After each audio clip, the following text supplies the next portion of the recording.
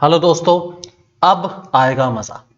Class 12 economics के लिए most important economics का सैंपल पेपर लेके दोस्तों हूबहू जैसा आपको बोर्ड का पेपर मिलने वाला है, इस सैंपल पेपर को दोस्तों हमने उसी काबिल या उसी लायक बनाया है ताकि आपकी तैयारी को बेहतर से बेहतरीन बना पाए। आपका अपना यूट्यूब चैनल 1-to-1 क्लासेस हमेशा आपकी सेवा में हाजिर है और बेस्ट से बेस्ट कंटेंट लेकर आपके लिए लेकर आया है हमेशा।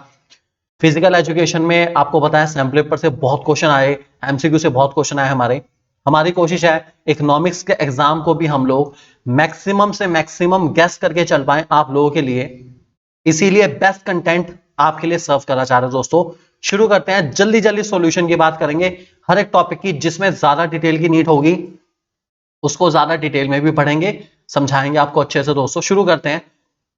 जर्नल इंस्ट्रक्शन आपको पता है ऑलरेडी, आप लोग बहुत अच्छे जानते हैं। पहला क्वेश्चन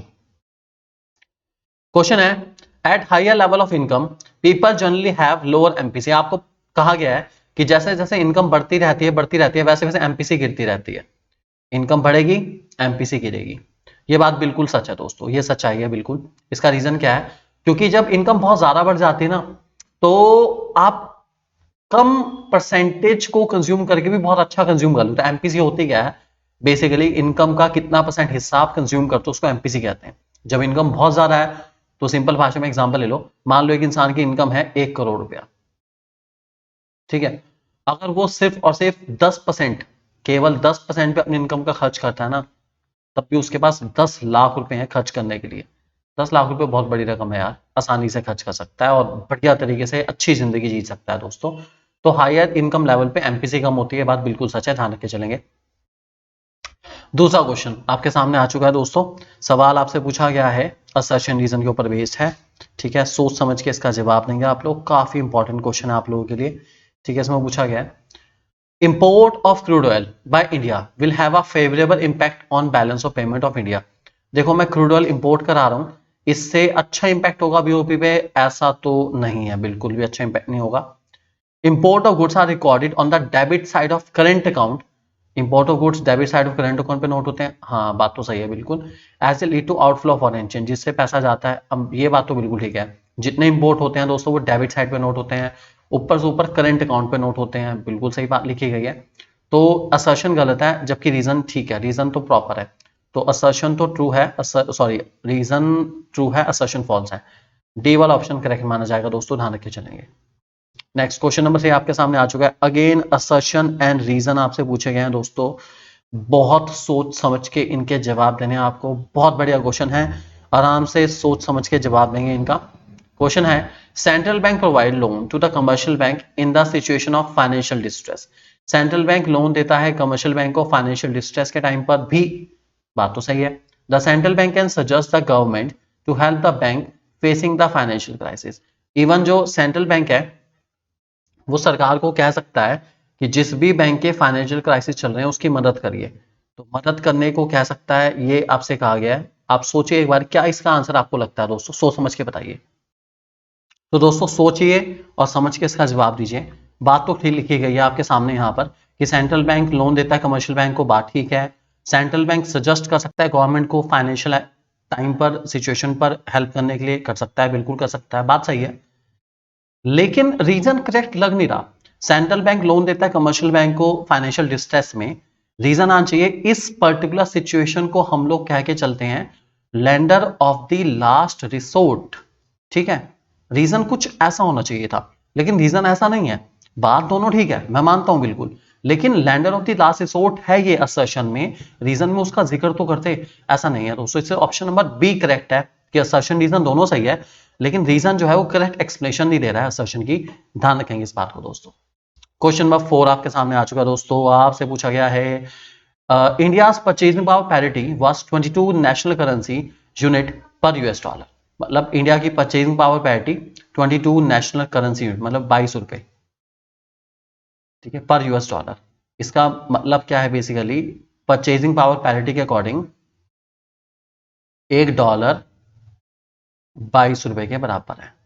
इसका मतलब क्या होता है बता देता हूं। इसका मतलब होता है परचेजिंग पावर पैरिटी एक बहुत बढ़िया कंसेप्ट है जो बताता है कि सिंपल भाषा में अगर मैं परचेजिंग पावर के बेसिस पे कंपेयर करूं तो एक यूएस डॉलर इंडिया के 22 रुपए के बराबर होना चाहिए, इससे ज्यादा नहीं होना चाहिए।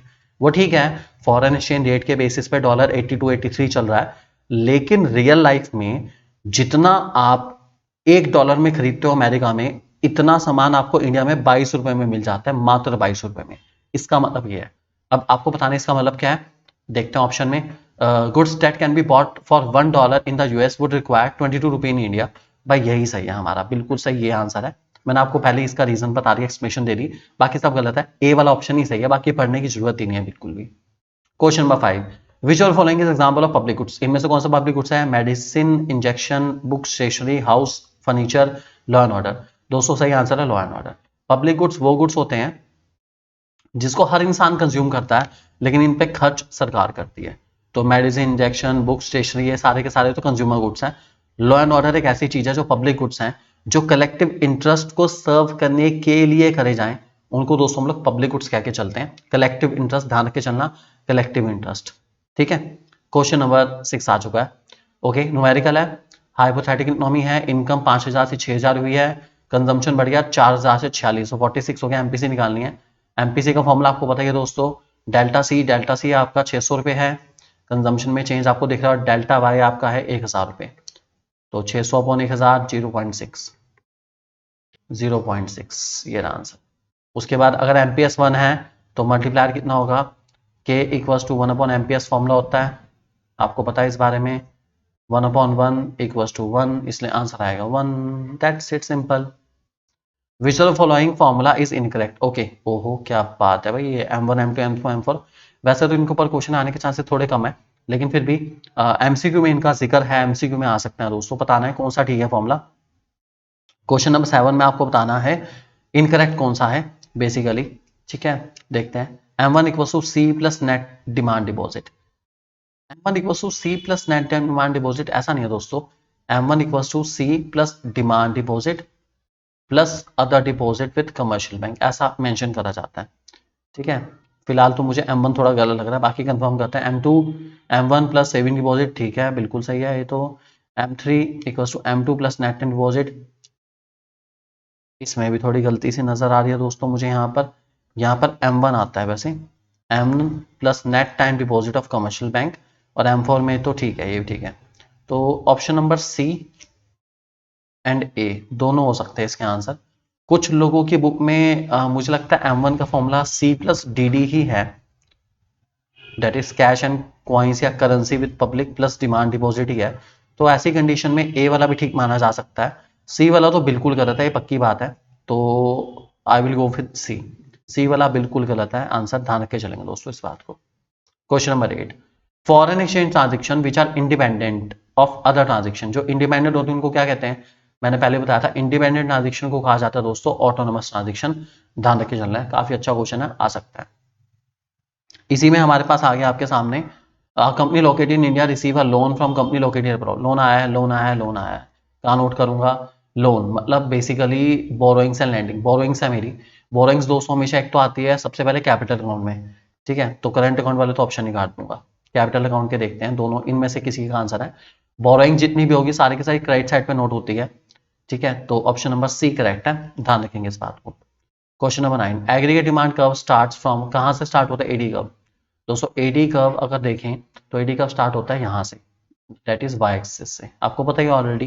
कंजम्पशन कर्व भी यहीं से होता है, ठीक है, सी कर्व, एडी कर्व, ठीक है, और इवन आपका आई कर्व सब यहीं से स्टार्ट होते हैं। स्टार्टिंग पॉइंट की बात करूं, ऐसे नहीं होते, ठीक है, ऐसा होता है आई कर्व आपका, ऐसा होता है, एडी कर्व ऊपर होता है, लेकिन सारे हो रहे वाई एक्सिस से स्टार्ट है, तो वाई एक्सिस से स्टार्ट होता है। सिंपल क्वेश्चन, ध्यान रख के चलेंगे दोस्तों।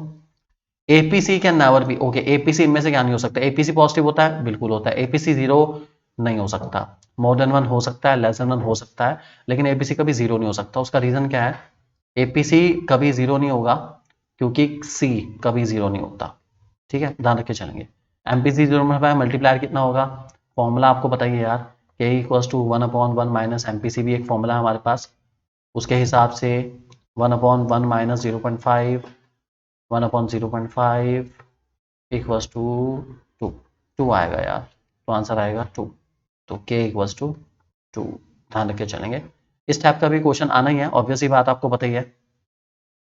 कि मल्टीप्लायर से रिलेटेड एक क्वेश्चन तो आना ही आना है, ये आप लोग जानते हैं बहुत अच्छे से, और बढ़िया करके चलेंगे तो फायदा आप ही का। थोड़ा लेंथी क्वेश्चन की तरफ चलते हैं, 3 मार्क वाले क्वेश्चन।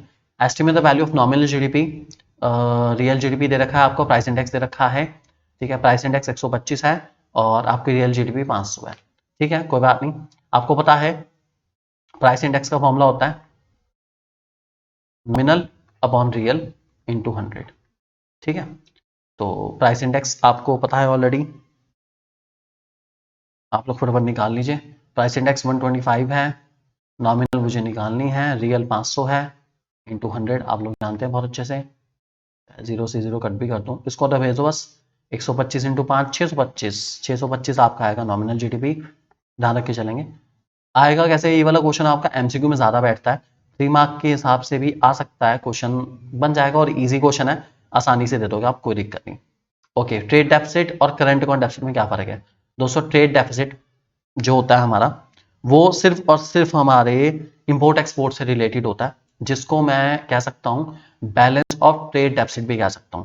तो ट्रेड डेफिसिट तब होगा जब आपके इंपोर्ट बड़े होंगे एक्सपोर्ट से, और सिर्फ गुड्स की बात चल रही है। जब एक्सपोर्ट ऑफ गुड्स छोटा हो जाएगा इंपोर्ट ऑफ गुड्स से, तो उसको ट्रेड डेफिसिट कहा जाता है। जबकि करंट अकाउंट डेफिसिट तब होता है जब आपकी डेबिट साइड, ठीक है, debit side of current account बड़ी होगी credit side of current account से, ठीक है, ध्यान रख के चलना। तो ये वाला करंट अकाउंट डेफिसिट बड़ा कंसेप्ट है, ये कंपैरेटिवली छोटा कंसेप्ट है, ठीक है, इस बात को ध्यान रख के चलेंगे, ये इसका मेन डिफरेंस है। ऑटोनोमस अकोमोडेटी का डिफरेंस बहुत इंपॉर्टेंट है, आ ही रहा है बार बार, आने के चांसेस बहुत ज्यादा है। ऑटोनोमस इंडिपेंडेंट होती है, अकोमोडेटिंग डिपेंडेंट होती है। ऑटोनोमस वो ट्रांजेक्शन है जो प्रॉफिट मोटिव से करी जाती है, अकोमोडेटिंग बैलेंसिंग मोटिव से करी जाती है। ऑटोनोमस प्राइवेट एंड पब्लिक दोनों करती है, मतलब गवर्नमेंट भी करती है, अकोमोडेटिंग सिर्फ गवर्नमेंट करती है, कोई और नहीं करता। कोई भी डिफरेंस आप दे सकते हैं लिखना चाहें तो। क्वेश्चन नंबर 13 देखते हैं फटाफट जल्दी जल्दी, 11 12 हो चुके हैं। ओके, इक्विलिब्रियम निकालना है, आई दे रखा है आपको, कंजम्पशन फंक्शन दे रखा है, ठीक है, कोई दिक्कत नहीं। इक्विलिब्रियम का फॉर्मूला होता है y equals to C plus I. Equilibrium की कंडीशन ये आपको बताइए, y मुझे निकालना है, c की वैल्यू आपको दे रखी है 100 प्लस 0.8y, ठीक है, प्लस आपका i की वैल्यू है 500, ठीक है, ठीक है, इसको उधर भेज देते हैं, 0.8 को उधर भेज देते हैं, ठीक है, तो ये बन जाएगा आपका y minus 0.8y equals to 100 plus 500 600, तो 0.2y equals to 600, y equals to 600 upon 0.2, एक घटा के 6000 अपॉन 2, 3000 पे भाई, आंसर आएगा 3000 पे। इक्विलिब्रियम का आंसर है 3000 रुपये, ठीक है। और अगर टैली करना हो तो मैं एक शॉर्टकट बता रहा हूँ, किसी को पता ना मत, जल्दी जल्दी सुन लो। इक्विलिब्रियम का जो शॉर्टकट है निकालने का वो रहता है दोस्तों हमारा y इक्वल्स टू, ठीक है, सी बार प्लस आई अपॉन एमपीएस, ये फॉर्मूला होता है, ठीक है। ये जो सी बार पता है आपको, सी बार आई बार कह लो, कंफर्म होते हैं आपके, जल्दी देखो तो आपको पता चल जाएगा। आई बार 500 है, सी बार 100 है, दोनों का टोटल मेरा 600 आ गया। एमपीएस आपको एमपीसी दे रखी है 0.8, एमपीएस होगा 0.2, ठीक है, इससे भी निकालोगे तब भी आंसर 3000 ही आएगा। तो ये होता है ओरल, जल्दी जल्दी अगर टैली करना हो, किसी ने आंसर फटफट के आंसर सही आया नहीं आया, तो ये आपका शॉर्टकट है निकालने का, इक्विलिब्रियम का ध्यान रख के चलना। और ऐसे ब्रेक इवन लेवल का शॉर्टकट बता देता हूँ, ब्रेक इवन लेवल का शॉर्टकट होता है आपका सी बार अपॉन एमपीएस, किसी को बताना मत, चुपचाप बस आपके लिए बताया, टैली कर लेना, इससे टैली हो जाता है। Question number 14, okay, explain how government spending can be helpful in removing deficient demand. Okay, deficient demand को करेक्ट करने के लिए गवर्नमेंट की स्पेंडिंग क्यों जरूरी है, नॉर्मल है दोस्तों। आप इसको ग्राफिकली प्रूव करना चाहो, ग्राफिकली प्रूव कर दो कि जब सरकार पैसा खर्च करेगी तो वो पैसा जो है देश के लिए इन्वेस्टमेंट माना जाएगा, देश की इन्वेस्टमेंट बढ़ जाएगी, इन्वेस्टमेंट बढ़ेगी तो इनकम बढ़ जाएगी, और इनकम बढ़ जाएगी तो ऑब्वियसली बात है डेफिशिएंट डिमांड हमारी करेक्ट हो जाएगी, सिंपल भाषा में। आप ऐसे प्रूव कर सकते हो डायग्राम से भी। मान लो ये हमारा एएस है, ये हमारा एडी है फिलहाल, ठीक है। अब सरकार एडी में सी प्लस आई आता है, आपको बताइए, सी प्लस आई प्लस जी गवर्नमेंट एक्सपेंडिचर भी आता है। अगर सरकार अपना खर्चा बढ़ाती है तो एडी आपका ऑटोमेटिकली बढ़ जाएगा, ठीक है, तो एडी ऊपर चला जाएगा, तो इक्विलिब्रियम या बेसिकली जो डेफिशिएंट डिमांड की सिचुएशन है वो अपने आप ही करेक्ट हो जाएगी, इस बात को ध्यान रख के चलेंगे। उसके बाद ex ante AD is always equals to ex ante AS. Okay, justify करना स्टेटमेंट, नहीं ऐसा कुछ नहीं है, ऐसा नहीं हो सकता, ये स्टेटमेंट तो सही नहीं है कि एक्सेंट एडी हमेशा इक्वल एक्सेंट ए से, ऐसा नहीं है। एडी बड़ा भी हो सकता है एस से और एडी छोटा भी हो सकता है एस से। तो इसकी दोनों की डिटेल आपको लिखनी पड़ेगी। जब एडी बड़ा होता है तो इन्वेंट्री लेवल कम हो जाता है, मुझे उसको बढ़ाना पड़ता है। इसमें इनकम, एम्प्लॉयमेंट सब कुछ बढ़ जाता है। और जब एडी छोटा हो जाता है एस से तो इन्वेंट्री लेवल जो होता है वो बहुत ज़्यादा बढ़ जाता है, स्टॉक बच जाता है इकोनॉमी में। उसको खाली करने के लिए मुझे प्रोडक्शन कम करना पड़ता है, आउटपुट कम करना पड़ता है, इनकम कम करनी पड़ती है, एम्प्लॉयमेंट कम करना पड़ता है। दोनों पॉइंट बताने पड़ेंगे। अच्छा क्वेश्चन है यार, ठीक है। क्रेडिट क्रिएशन बताना है, प्राइमरी डिपॉजिट 1000 रुपये और सीआरआर सिर्फ 0.5। ओ माय गॉड, सिर्फ 0.5, काफी कम है यार ये तो, ठीक है। अब ये परसेंटेज नहीं लिखा हुआ दोस्तों इसके अंदर, तो परसेंटेज नहीं है। तो 0.5 का मतलब क्या हुआ, ध्यान रख के चलना, ये ट्रिकी क्वेश्चन है। यहाँ पे आपको 0.5% नहीं बोला, 0.5, तो 0.5 का मतलब है 50%। तो 50% है भाई, ठीक है। निकाल के देख लेना, आपका क्रेडिट क्रिएशन आएगा, मैं शॉर्टकट में बता रहा हूँ आपको, 1/LRR या CRR इंटू इनिशियल डिपॉजिट या प्राइमरी डिपॉजिट होता है। तो यह आएगा आपका 1/50, परसेंटेज हटा के 100 इंटू प्राइमरी डिपॉजिट 1000 रुपये, ठीक है। तो यह आ जाएगा आपका 2000, आंसर आएगा 2000, ठीक है। ट्रिकी है ये, ध्यान रखना है 0.5 है, परसेंटेज नहीं बोला। अगर परसेंटेज बोलते तो बात अलग होती, इन्होंने परसेंटेज नहीं बोला इसलिए परसेंटेज में इसको कन्वर्ट कर लेना पहले, फिर आप इस टेबल को कर सकते हो। आपको प्रॉपर टेबल बनानी है, आपको पता ही है, initial deposit, final deposit, loan, LRR, जो वीडियो में आपको बहुत बार दिखाया गया है, टेबल बनानी पड़ेगी प्रॉपर एकदम। तो उस टेबल के हिसाब से आपको आंसर देना पड़ेगा। आंसर 2000 करोड़ आएगा, पक्की बात है।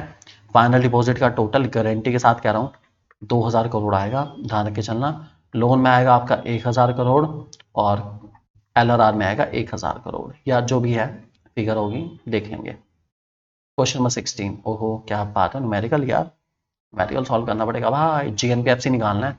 चलो अच्छी बात है, 3 नंबर का न्यूमेरिकल है, 3 नंबर का नीचे वाला पार्ट होगा, 6 नंबर का क्वेश्चन है। GNPFC निकालना है, COE सब कुछ दे रखा है। चलो पहले NDPFC निकालते हैं, इनकम मेथड का क्वेश्चन है आपका। फॉर्मूला आपको पता है, COE plus OS plus MI, ठीक है। जल्दी जल्दी करते हैं। COE आपको दे रखा है 12,000 रुपये, OS तो नहीं मेंशन है, OS के पार्ट देखने पड़ेंगे। रेंट आपके सामने 1800 रुपये है, रॉयल्टी है नहीं, इंटरेस्ट रेंट ले लिया, इंटरेस्ट दे रखा है आपको, इंटरेस्ट आ गया है।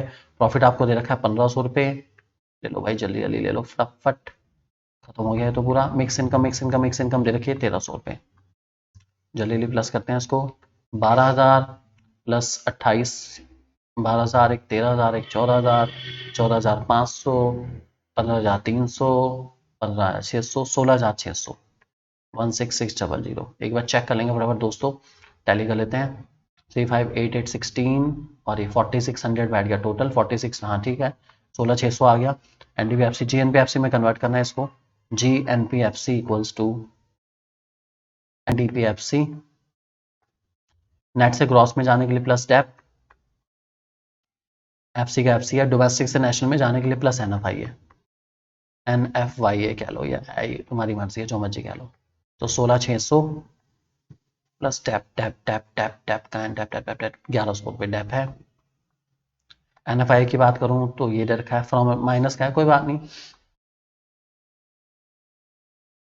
जो है सो है, क्या कर सकते हैं, प्लस कर लो। 16,600 में 1100 प्लस करूंगा तो दोस्तों ये आ जाएगा आपका 17,700, उसमें से माइनस करने 120 रुपये, यह आपका 17,580 रुपये।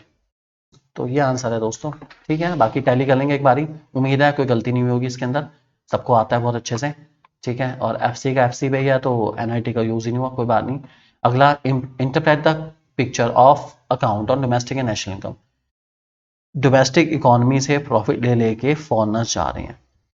ये दोस्तों जो बात दिखाई गई ना, वो दिखाई गई है कि बहुत सारी MNCs, मल्टीनेशनल कंपनी हमारे इंडिया में स्टैब्लिश हो रखी हैं।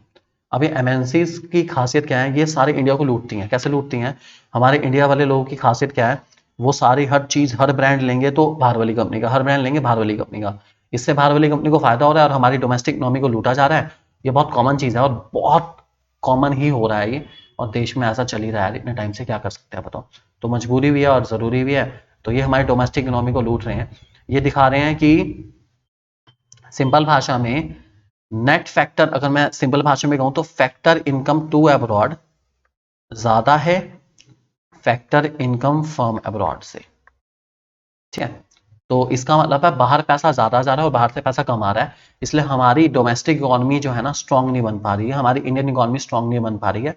ये पिक्चर इस बात को डिपिक्ट कर रही है। तो ये आपका अपना परसेप्शन है, मेरा काम है आपके परसेप्शन को क्लियरिफाई करना कि देखो ये पिक्चर इस तरीके से दिखा रही है, डोमेस्टिक इकोनॉमी से पैसा जा रहा है फॉरेनर्स के पास, मतलब एनएफआई है, net factor income from abroad कम है, पैसा बाहर ज्यादा जा रहा है, बाहर से पैसा कम आ रहा है, ये इस बात को डिपिक्ट कर रहा है। ठीक है, तो इसलिए बेटर है कि हम लोग अपने इंडियन गुड्स ही खरीदें, वो हमारे लिए ज्यादा बेटर रहेगा, इससे नेशनल इनकम बढ़ने के चांसेस ज्यादा रहेंगे। Question number 17, a large fiscal deficit lead to high revenue deficit in future, do you agree?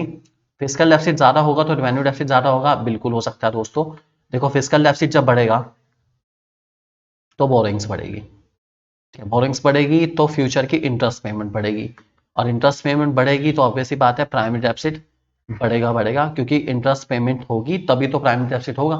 तो ध्यान रख के चलेंगे दोस्तों, आपको इस तरीके से इसको एक्सप्लेन करना पड़ेगा, इस बात को ध्यान रख के चलेंगे। अच्छा क्वेश्चन है, ध्यान रखेंगे इस बात को। Suppose you are a member of advisory committee to the Finance Minister of India. The Finance Minister is concerned about the rising revenue deficit in the budget. Suggest any two measures to control rising revenue deficit. Okay भाई, revenue deficit बढ़ रहा है, क्या करूं क्या करूं क्या करूं? दो पॉइंट ही है, रेवेन्यू डेफिसिट को कंट्रोल करने के लिए ही हमें काम करना पड़ता है इस क्वेश्चन के अंदर, तो इस बात को क्लैरिफाई करेंगे। अच्छा, ये जो आंसर है दोस्तों मैंने प्राइमरी डेफिसिट का बता दिया, खैर रेवेन्यू डेफिसिट वाले भी बता देता हूँ, वो तो है ही अपना।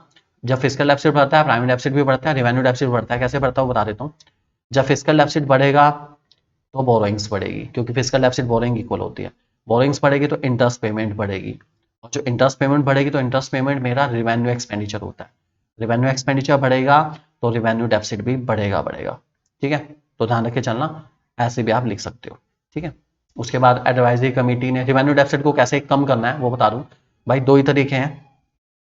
रेवेन्यू डेफिसिट एक अलार्मिंग सिग्नल की तरह काम करता है, और ये सरकार को कहता है या तो टैक्सेस को बढ़ा दो, ठीक है, या अपनी इनकम को बढ़ा लो, सरकार अपनी इनकम बढ़ा ले, ठीक है, और अपने एक्सपेंडिचर्स को कम कर ले, मतलब सब्सिडी वगैरह जो सरकार देती है ये लोगों को वो कम कर ले, नहीं तो दिक्कत आ जाएगी। तो सरकार क्या करेगी, टैक्सेस बढ़ा देगी, सारे के सारे डायरेक्ट टैक्स इनडायरेक्ट टैक्स बढ़ा देगी, और सब्सिडी और जितने भी आलतू फालतू एक्सपेंडिचर उसको कम कर देगी, ताकि देश की रेवेन्यू डेफिसिट को कंट्रोल करा जा सके। दोस्तों ध्यान रख के चलेंगे इस बात को। क्वेश्चन नंबर 18 आगे आपके सामने, फटाफट देखते हैं, आगे के क्वेश्चन आ चुके हैं, जल्दी जल्दी फिल करते हैं इनको। ओके, असर्शन है India could not develop a sound industrial base during the British rule. बात तो ठीक है यार, बात तो सही है बिल्कुल, इंडिया जो है ढंग का इंडस्ट्रियल बेस बना नहीं पाया ब्रिटिश रूल में। Britishers follow restrictive trade policies which led to the rise of Indian handicraft industry. ना rise of Indian handicraft, Ajay नहीं, मतलब ही नहीं बैठता है, तो गलत है बिल्कुल अपना। तो असर्शन तो ओके, देखते हैं which lead to rise of Indian handicraft industries. Rise of Indian handicraft industry तो नहीं हुआ बिल्कुल भी, डिक्लाइन हुई है इंडियन हैंडीक्राफ्ट इंडस्ट्रीज। तो असर्शन तो ट्रू है, लेकिन रीजन तो फॉल्स है, ये तो गलत लिखा है, तो ऑप्शन नंबर सी करेक्ट माना जाएगा। दोस्तों ध्यान रखिए चलेंगे इस बात को। क्वेश्चन नंबर 19, इंडियन प्लानर्स के more importance to the public sector during the period of 1950-1990। हाँ, ये तो बात बिल्कुल ठीक है यार, ये बात तो बिल्कुल सही है, ये बात तो काफी ज्यादा जायज है, ये बात तो भाई मैं एग्री हूँ, काफी है बिल्कुल। Under the industrial policy revolution 1956 the public sector was given a leading role in industrial development. हाँ, बात तो ये भी सही है, तो इंडियन प्लानर ने ज्यादा ही, दोनों स्टेटमेंट हुआ है यार, ये तो बिल्कुल सही है। ठीक है, फर्स्ट इंडस्ट्रियल पॉलिसी रेजोल्यूशन कब पास हुआ था, कब पास हुआ था, कौन सी ईयर में, 1948। ठीक है, ध्यान रखे चलेंगे इस बात को, अच्छा क्वेश्चन है। Next, which of the following country adopted one child policy? अरे यार सबको पता है, China. The main aim of great leap forward का मेन एम किस चीज को प्रमोशन करना था, सेकेंडरी सेक्टर को। ठीक है, इंडस्ट्री को प्रमोट कर रहा था ना, आपको बताइए इंडस्ट्री मीन सेकेंडरी सेक्टर, ध्यान रखेंगे इस बात को। 21 क्वेश्चन आ चुका है आपके सामने, सोच समझ के बताएंगे। Sustainable development is about changes that transform impoverished people, communities and countries into the informed, educated, healthy and productive societies. Sustainable development, हाँ ठीक है, बेसिकली अर्थ के प्रोटेक्शन को भी हमें लेके चलना है, और इस तरीके से क्रिएट करना है वेल्थ को कि देश अच्छे से ट्रांसफॉर्म हुआ है। पढ़े लिखे लोग होंगे तभी सही हो पाएगा। सेशन ठीक है बिल्कुल। Reason sustainable development wealth creation create करता है सोशल इकोनॉमिक इक्विटी के साथ, बात तो ठीक है, तभी हो पाएगा, तभी सब पढ़ेगा, हर देश का इंसान पढ़ेगा तभी तो ऐसा हो पाएगा। तो दोनों ठीक है यार, असर्शन रीजन दोनों ही ट्रू हैं, बिल्कुल सही है, बिल्कुल एकदम बढ़िया। State one reason for slow economic growth and reemergence of poverty in Pakistan. Okay, एक कोई भी एक रीजन देना है कि पाकिस्तान में क्यों इतनी ज्यादा स्लो इकोनॉमिक ग्रोथ है, कोई भी बता दो। इसका एक बहुत बड़ा रीजन है पॉलिटिकल इंस्टेबिलिटी। आपको पता है पाकिस्तान के अंदर ना एक रूल है, मतलब एक बड़ी हंसी की बात है, ठीक है, कि आज तक पाकिस्तान के किसी भी पीएम ने अपना टेन्योर जो होता है, ठीक है, मिनिस्ट्री वो पूरा नहीं करा, 5 साल भी पूरे नहीं हुए आज तक एक भी प्राइम मिनिस्टर के। तो पॉलिटिकल इंस्टेबिलिटी बहुत रीजन है पाकिस्तान में पॉवर्टी आने का। और इस टाइम हालात देख ही लो पाकिस्तान के, क्योंकि कोई किसको बोले ये बताओ, कोई सुनने वाला ही नहीं बिल्कुल भी। In which of the following type of unemployment is the marginal productivity of worker is zero, मतलब एक्स्ट्रा लेबर रखने से कोई फर्क नहीं पड़ता। दोस्तों इसका आंसर आपको पता है बहुत अच्छे से, इसका सही आंसर है डिस्गाइज अनएम्प्लॉयमेंट, कि एक्स्ट्रा लेबर रखूंगा तब भी प्रोडक्शन पे फर्क पड़ने वाला नहीं है। उसके बाद कम्यून सिस्टम का मीनिंग आपको बताइए। कम्यून सिस्टम एक कलेक्टिव फार्मिंग का सिस्टम है जो चाइना में अडॉप्ट हुआ था। इसमें क्या हुआ था कि सब लोगों ने अपनी लैंड सरकार को दे दी थी, और उसके बाद सरकार ने मिलजुल के सब लोगों से काम करवाया था, और ये ग्रेट पॉलिटेरियन कल्चर रेवोल्यूशन के अंदर आया था। ध्यान रख के चलेंगे इस बात को। मार्केटेबल सरप्लस का मतलब क्या होता है? मार्केटेबल सरप्लस का मतलब होता है कि एग्रीकल्चर का वो पोर्शन या एग्रीकल्चर प्रोड्यूस का वो पोर्शन जो आप मार्केट में बेचते हो उसको मार्केटेबल सरप्लस कहते हैं। मतलब एग्रीकल्चर प्रोड्यूस जो भी आउटपुट है उसका आउटपुट, ऐसे कर लो, output minus personal consumption equals to marketable surplus. तो जितना बचेगा सब बेच देना। ऑर्गेनिक फार्मिंग आपको बताया है, नेचुरल फार्मिंग जो बेसिक इनपुट्स को यूज करके, नेचुरल इनपुट्स को यूज करके, सीड्स को यूज करके करी जाती है, उसको ऑर्गेनिक फार्मिंग कहते हैं। ध्यान रखेंगे इस बात को। Question number 26, which of the following is source of human capital formation exhibit high cost of living and transportation. भैया जिसमें ट्रांसपोर्टेशन और लिविंग कॉस्ट बहुत ज़्यादा है, ये दोस्तों क्या हो सकता है? Health, education, migration, information. ये माइग्रेशन है यार, दूसरे शहर में जाएंगे तो लिविंग बहुत महंगी है और ट्रांसपोर्टेशन बहुत महंगा है। ध्यान रखेंगे इस बात को। ग्रेटली फॉरवर्ड किसके में आया था? सेकेंडरी सेक्टर में आया था। अभी जस्ट एक क्वेश्चन आया था, कब आया था ये क्वेश्चन पूछ सकते हैं, 1958 में आया था। ध्यान रखे चलना इस बात को, काफी इंपॉर्टेंट है, ठीक है। उसके बाद 28 क्वेश्चन में आपसे एब्जॉर्प्टिव और कैरिंग कैपेसिटी आ गई। एब्जॉर्प्टिव कैपेसिटी का मतलब होता है बेसिकली कि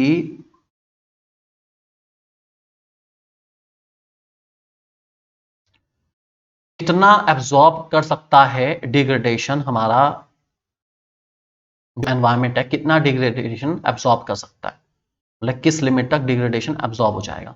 और कैरिंग कैपेसिटी का मतलब होता है बेसिकली रिसोर्स एक्सट्रैक्शन जो होना चाहिए ना, रिसोर्स एक्सट्रैक्शन वो कम होना चाहिए रिसोर्स रीजनरेशन से। मतलब हम लोग हल्के हल्के रिसोर्सेज को यूज करेंगे और रिसोर्सेज जो रीजनरेट होगा वो फास्टर रेट पे होगा, तभी रिसोर्स बच पाएंगे, नहीं तो रिसोर्स ही गायब हो जाएंगे सारे के सारे। ये दोनों काफी अच्छे हैं, मुझे उम्मीद है इनमें से एक तो क्वेश्चन आना चाहिए, इनमें से एक के ऊपर तो एक क्वेश्चन बनता है यार, बड़े अच्छा टॉपिक है, इसको अच्छे से पढ़ के जाना आपको। Next question, question 29, casualisation workforce has become a perennial problem of Indian economy. बहुत कॉमन है हमारे लिए, हाँ यार बिल्कुल एग्री, कैजुअलाइजेशन बहुत ज़्यादा हो रखा है, क्योंकि लोग रेगुलर जॉब्स में कंपटीशन बहुत ज़्यादा है, रेगुलर जॉब्स मिल नहीं रही है बिल्कुल भी। सरकार जॉब्स देती हैं लेकिन उतनी नहीं हो पा रही जितनी हमारे देश की पॉपुलेशन बढ़ जाती है, तो ये हमारे लिए बहुत कॉमन प्रॉब्लम है। Human capital formation gives birth to innovation, invention, technical improvement, do you agree? Yes. इसमें आप इंपॉर्टेंस लिख देंगे ह्यूमन कैपिटल की। मटेरियल एनवायरनमेंट बदल जाता है, इनोवेशन प्रमोट होता है, लॉजिकल अप्रोच लगता है, कुछ भी लिख देंगे, इंपॉर्टेंस आ जाएगी, सीधी सी बात है ह्यूमन कैपिटल फॉर्मेशन की। नेक्स्ट क्वेश्चन नंबर 30 फटाफट देखते हैं। चाइना और इसको कंपेयर करना है, ठीक है। Annual growth rate of population India का ज्यादा है, चाइना का कम है, क्योंकि चाइना में वन चाइल्ड पॉलिसी लगी हुई थी। सेक्स रेशो की बात करूं तो सेक्स रेशो इंडिया की खराब है, चाइना की फिर भी बेटर है, क्योंकि इंडिया में फीमेल फ्यूटिसाइड और गर्ल चाइल्ड किलिंग बहुत ज्यादा चल रही थी, इस वजह से हमारे यहाँ सेक्स रेशो खराब है। सेक्स रेशो का मीनिंग होता है कितनी फीमेल्स है पर 1000 मेल्स पर, उसको कहते हैं सेक्स रेशो। और annual growth rate of population means हमारे इंडिया की पॉपुलेशन हर साल कितनी बढ़ जाती है, तो उसके बेसिस पे कंपेयर करना है। रीजन देखो पता क्या है, डेटा कंपेयर करने की बात नहीं है, रीजन पता होने चाहिए। रीजन तभी पता होंगे जब आपने चैप्टर को गहराई में पढ़ रखा होगा, और अगर नहीं पढ़ा तो यार इतनी अमेजिंग इस चैप्टर की वीडियो ना हमारे चैनल पे अभी अवेलेबल है, कल मैंने डाली थी, पूरी लाजवाब है, एक बार देख लो जाके यार, मजा आ जाएगा। वीडियो से आपको बहुत अच्छा समझ आ जाएगा, ये चैप्टर अच्छा चैप्टर है वाला, आप इसकी वीडियो देख सकते हैं समझने के लिए। नेक्स्ट, ओके, एक फोटो है कोई, ये पूछा है क्या है, ओके, यहाँ पे एक स्विच है, ये स्विच है, कनेक्ट कर रहे हैं भाई, ये तो पक्की बात है ग्लोबलाइजेशन है यार। ग्लोबलाइजेशन इज अ लिंकिंग या process of connecting the world economy with our economy, economy को जोड़ना, एक स्विच दूसरे स्विच से जोड़ना ताकि करंट आ जाए यहाँ पर। तो ये दोस्तों ग्लोबलाइजेशन है, आपको ग्लोबलाइजेशन के बारे में लिखना पड़ेगा इसके अंदर, और बता देना ग्लोबलाइजेशन में क्या क्या करा हमने, बेसिकली ग्लोबलाइजेशन के बारे में जो आपको नॉलेज है आप लिख सकते हैं। ओके, पैराग्राफ है कुछ, okay, after attaining independence something something something something something, बहुत बड़ा पैराग्राफ है। क्वेश्चन क्या है देखते हैं, क्वेश्चन में क्या पूछा गया है यहाँ पर आपके सामने। The period of 91 to 2003 was regarded as the period of golden revolution. Okay, आपको गोल्डन रेवोल्यूशन के बारे में है यहाँ पर एक क्वेश्चन, बढ़िया क्वेश्चन है, देखते हैं इसका आंसर क्या क्या होता है, फटाफट जल्दी जल्दी देखते हैं, सोचिए एक बार इसका आंसर क्या होगा। चलिए दोस्तों इसके आंसर देने की कोशिश करते हैं। पहला सवाल है, the period of 1991 2000 was regarded as period of golden revolution because a spurt was seen in the production of dash along with dash. Okay, fruit vegetable के साथ और क्या बढ़ा था, हॉर्टिकल्चर में दोस्तों फ्रूट वेजिटेबल के साथ जो आता है वो आता है हनी, ध्यान रख के चलेंगे दोस्तों। A shift from growing cereals to fruit and vegetable processing industry implied dash. Okay, नया काम कर रहे हैं शुरू, इसको क्या कहते हैं, डाइवर्सिफिकेशन क्रॉप प्रोडक्शन, नहीं, diversification production activity, employment bye, okay, इसे कहते हैं डाइवर्सिफिकेशन प्रोडक्शन एक्टिविटी, ये प्रोडक्शन एक्टिविटी को एनहेंस करना है, इस बात को ध्यान रख के चलेंगे दोस्तों, अच्छा क्वेश्चन है। क्रॉप प्रोडक्शन का मतलब है और क्रॉप्स उगाना, जबकि ये नए नए काम करना, प्रोडक्शन एक्टिविटी को एनहेंस करना होता है। Dash was launch under the 10th 5-year plan by the government of India for integrate development of horticulture sector. इसका दोस्तों सही आंसर है हॉर्टिकल्चर, इंडियन हॉर्टिकल्चर, इसका सही आंसर रहेगा आपका, बहुत बढ़िया आंसर है, ध्यान रखेंगे इस बात को। आंसर दोस्तों नेशनल हॉर्टिकल्चर मिशन, NHM आप कह सकते हैं इसको, नेशनल हॉर्टिकल्चर मिशन, ये एस्टेब्लिश करा गया था, ठीक है, पैराग्राफ में मेंशन भी इसके बारे में पढ़ लेंगे एक बारी।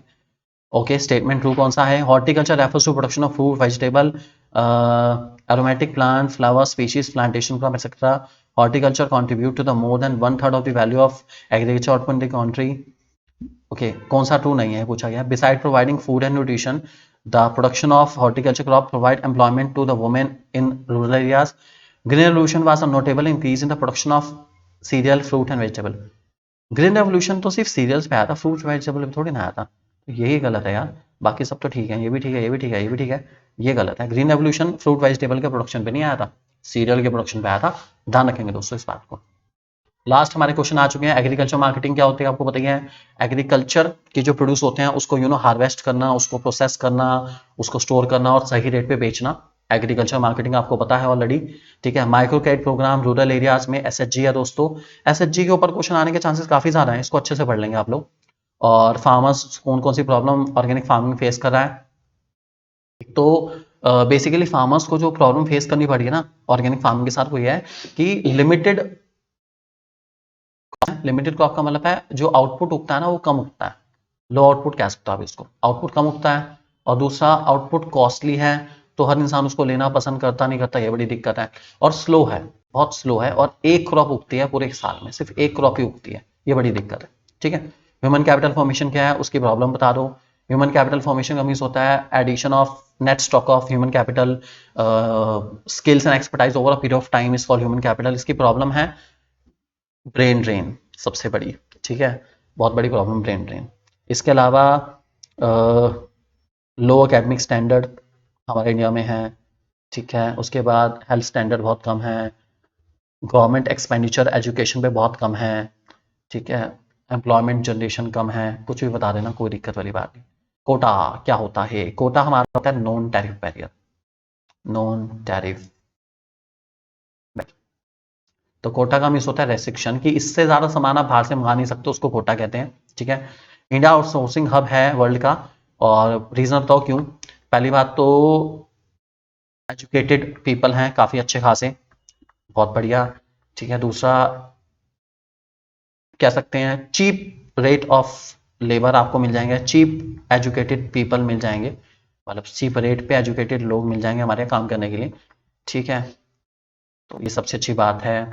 उसके बाद है सबसे बड़े पूरे वर्ल्ड में हर लैंग्वेज के लोग आपको मिल जाएंगे इंडिया के अंदर। उसके बाद ये सबसे बड़ी बात है, प्रोडक्शन कैपेसिटी बहुत अच्छी है इंडिया की, रॉ मटेरियल बहुत सही रेट पे अवेलेबल है इंडिया के अंदर। तो आप कुछ भी आउटसोर्सिंग के कोई भी रीजन जो भी आपको लगते हैं सही सही से आप बता देंगे इसके अंदर। उम्मीद है कि जो ओवरऑल पेपर मैंने आपको समझाया समझ आ गया होगा, मजा आया होगा करके। कुछ इसी टाइप का आपका पेपर होने वाला है, आराम से करके आना, सोच समझ के करके आना, जल्दबाजी बिल्कुल ना करना दोस्तों। ऑल द बेस्ट पेपर के लिए, God bless you and take care.